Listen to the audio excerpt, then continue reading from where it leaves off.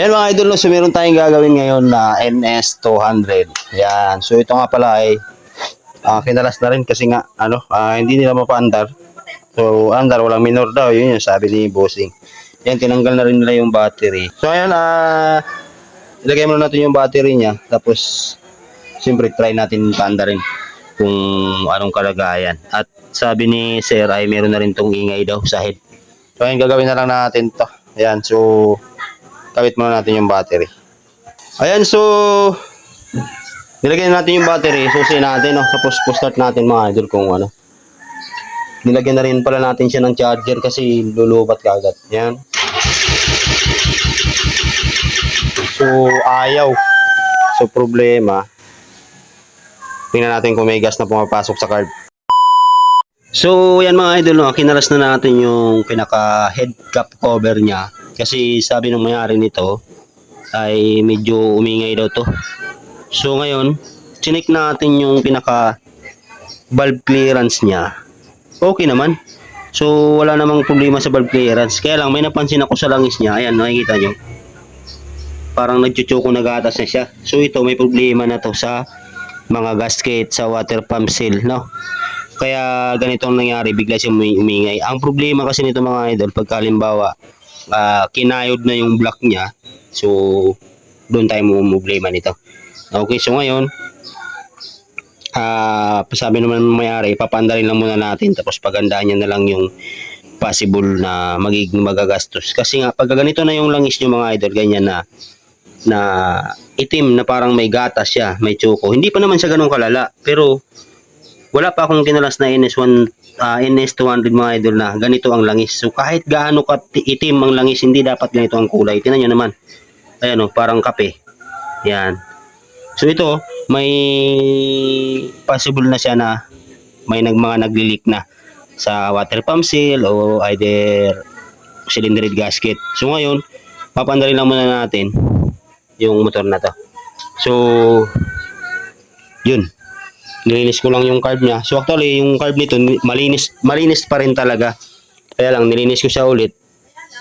Sana tumino. Ngayon pag hindi pa rin siya umandar, pag nilinis na natin ang carb, kasi malakas yung kuryente niya eh. Ngayon meron tayong gagawin na technique kung gagana sa gagawin natin.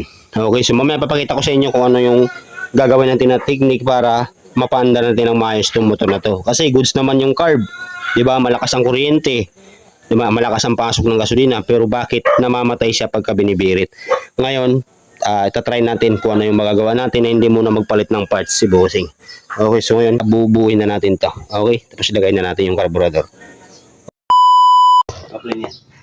Ayan, so nalagay natin yung carburetor niya, mga idol, no? So ito yung problema niya. Ayan, tinawa, pusat natin. Yan ang problema niya. Tapos usapan natin So yun, pag ganito kasi, ang ganda naman ng gas niya, ang ganda ng pick up ng gasolina. Tapos maganda, malakas ang kuryente. So ngayon, malimit kong ginagawa sa mga NS para sulit kada push start, isang push start lang. Tingnan yung gagawin natin. Ayan, makita mo yung wire. Dalawa yan, abot yan hanggang doon. So ito yung tinatawag na bypass. Kasi itong motor na to is, sabihin natin 2015 model, may nagluloko sa wiring niya, sa wire, papunta dito. Ngayon, kaysa magbalat tayo ng wire, papunta dyan, sa mga harness, papunta dito, may harapan tayo, abutin tayo ng isang taon. Ngayon, ang gagawin natin, babypassan natin siya ng diretso na sa CDI, dalawa. Para tinan nyo mamaya kung ano yung andar niya. So ilagay lang natin tong wire na to, dalawa, pati itong dito papuntang CDI. Yan, so abangan nyo pandarin natin.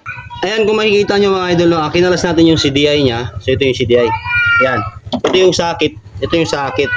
So dito mga idol, yan, bibigyan ko kayo ng idea para hindi maglulos yung inyong mga ignition coil. Kasi ito, possible nitong motor na to ay problema nito, yung harness na talagang wire niya. Ngayon gagawin natin ng paraan para kahit papaano hindi mo na siya bibili ng kahit anong parts. Okay, so ito makikita nyo, sa sakit ng CDI mayroon siyang magkatapat na itim na solid, tapos isang itim na may liner na pula. So yung dalawa na yan mga idol, no? Yung dalawa na yan na wire na yan, papunta yan dito. Papunta yan dito sa ignition coil. Kaya siya namamatay, maganda ang pick up ng gas, maganda ang tulo ng carb. So ngayon, kakalasin natin itong tornilyo na to. Ilalagay natin dito yung wire na yan, yung dalawa na yan. Okay, so ngayon, babalatan muna natin to. Itong socket ng CDI. Ayan, okay, ito lang mga idol. Para kahit pa paano, kasi baka yung iba nagtatanong kung pwede naman. Pwede to, pang matagalan din to. Kasi ito, sigurado na walang paglulus na mangyayari dito. Okay, so yan, binalatan natin siya.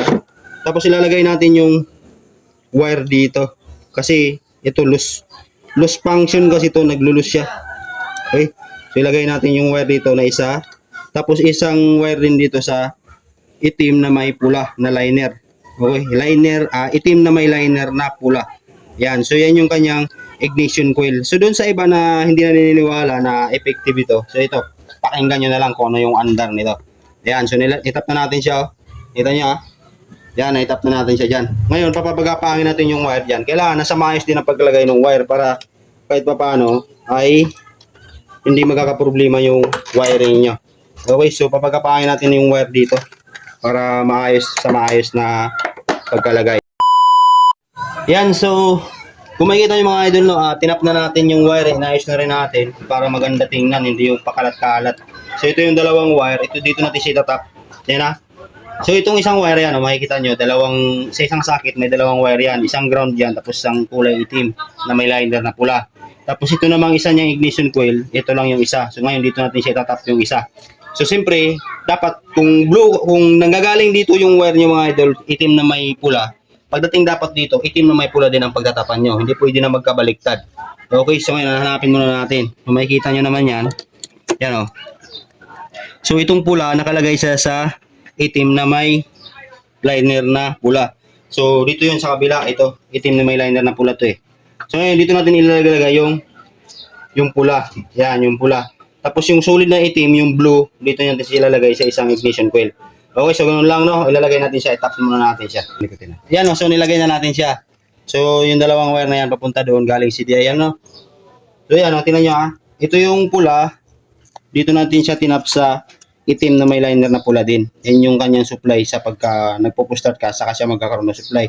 So yung itim na may liner na dilaw, ground yan, no? So, yan yung isa sa ignition coil niya. So, dyan natin siya ilalagay. Dito yan nakalagay. Yan, lagay natin. So, sa mga naka-NS 200 carb, yan. Tapos, itong isang ignition coil niya, yung solid na itim, ito yung dito rin sa isang ignition coil niya. So, ito, malimit kong ginagawa ito mga idol, lalo dun sa mga kasira na yung mga harness. Ito, sigurado na walang paglulus. Gawa ng rekta na siya, hindi na siya dadaan kung saan wire na, no? Ngayon, ilalagay na natin siya. So, pakinggan nyo na lang kung ano yung andar. Okay. Nga, under ba? Yan, so ito so, papandarin na natin siya. Ito mga idol, ginawa na natin ang paraan kasi siyempre, mahirap magkalas-kalas ng mga harness, hanapin mo yung nabubulok na wire. Siyempre ngayon, kung hindi mo kabisado yan, hindi magkakalas ka ng harness, isa-isahin mo. Ako kasi, pagdating sa mga NS 200, lahat ng mga rouser, medyo pamilyar na sa atin yung mga wire niya kung saan pinupuntahan. So ayan, push-start natin, oh. Ayan mo oh. Diba? Oh. Paano kaganda? Oh.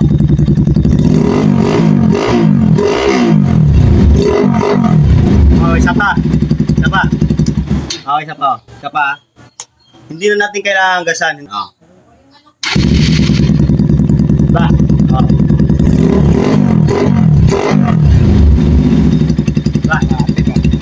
So, yun, ganun lang ka-basic mga idol. Kailangan lang, alam niyo yung mga function ng wire, kung paano siya susuplayan, kung ano yung kulang. Ako kasi, kanina pa lang, kasi actually mga idol, kakalinis lang nila yung card. Malinis din kasi talaga. Kaya ako, inulit ko rin, balay mo, meron silang hindi natanggal na bara. Pero ganun wala namang wala tayong nakitang barado. Pero, ang nakita ko na problema talaga is yung wiring niya. Pero ginawa pa rin nating linis kasi hindi naman tayo naglinis nung una. Ngayon, tingnan nyo kung gaano kaganda yung andar. Okay, yung andar niya. Ba?